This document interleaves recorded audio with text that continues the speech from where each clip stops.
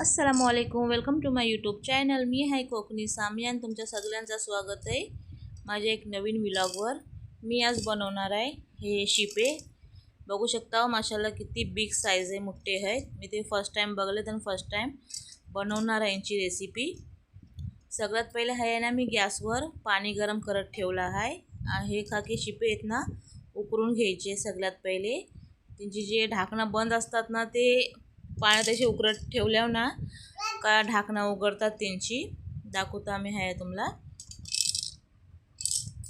त्यांची जी food recipe आहे ना, ती मी अपलोड नाही केली आहे। जसा माझ्या चॅनलवर कालवांचा चटपटा बनवला आहे ना मी, तसाच सेम हिंचा पण चटपटा बनवला आहे। फक्त थोडंसं यात मी गरम मसालो आणि आपला जो कोकणी वल्लो मसालो असते ना, तो ॲड केले आहे। बाकी काही टाकलाय नाही आहे।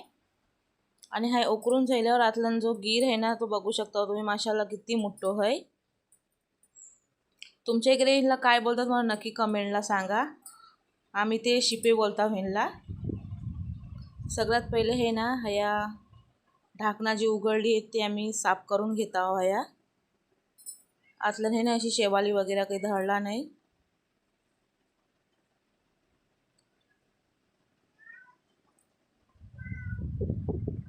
हे जास्त शिपे आहेत ना, मोठ्या समंदरला मिळतात आणि हे आहेत ना माझ्या हस्बंडने आणले आहेत त्यांच्या कंपनी जवळची। आणि साफ करताना हे ना आतलन जो गीर असते ना, तो एक सुरीनी किंवा हाताने ना असा पुरा आतलन साफ करून घ्यायचं। का की आतलन हे ना दोडीसारखं ह्यो किरो असते त्यांना काढणं मग जरुरी आहे।